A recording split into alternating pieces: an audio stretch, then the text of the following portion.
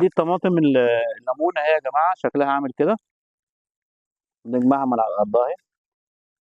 طماطم الليمون طعمها خطير جدا، وشكلها يعني ايه، ما شاء الله عليه. شكل الليمون. هي اسمها طماطم، ودي طماطم البلح المفروض ان اسمها بيج ماما. بيج ماما. دي حجمها بيكبر خالص عن الطبيعي، وطعمها جميل جدا برضه. تمام. وفي هنا طماطم بيج ماما تاني اهي.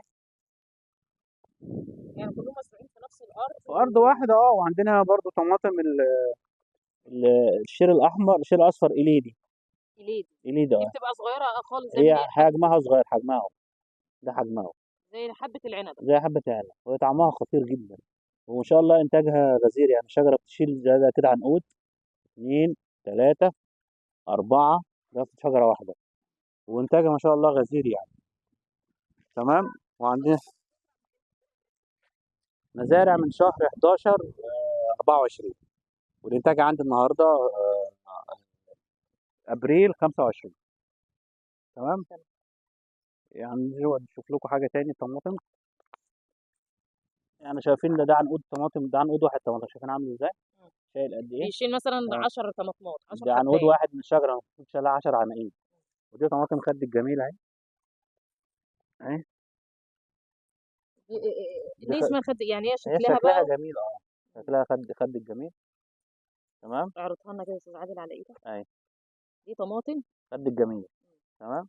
دي كده خدت لون اصفر كده استوت. دي لسه ما استوتش يعني لغايه. لونها بيبقى اصفر وفيها اه. رتوش حمراء. الله ينور عليك. الحاجات دي الفكره جات لي ان الحاجات دي مش موجوده في مصر، طب ليه ما نخليهاش موجوده في مصر، ان احنا ناخد منها انتاج ونزرع ويبقى مصدر دخل تاني، حاجه جديده ممكن نشتغل عليها. تمام. يعني انا مثلا اسعار بتتراوح بقى من 250 ل 1000. دي طماطم كيلو ده كيلو ب 250 الف دي جنيه شجره واحده زي ما احنا شايفين، شايله ثمار قد ايه.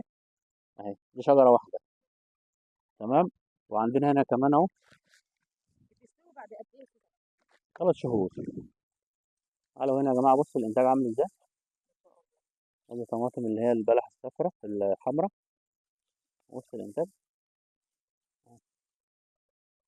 أهو. طماطم ليمون. طماطم حمراء. كلها في نفس الشجره. شجره بس واخدين جنب بعض. ادي الانتاج بتاعنا. كلها طبعا حاجات اورجانيك. اورجانيك 100%، بدون اي مبيدات، بدون اي اسمده غير طبيعيه، كل الحاجه طبيعيه 100%. ادينا زي ما احنا شايفين، احنا بنجمع من قلب الشجره اهو.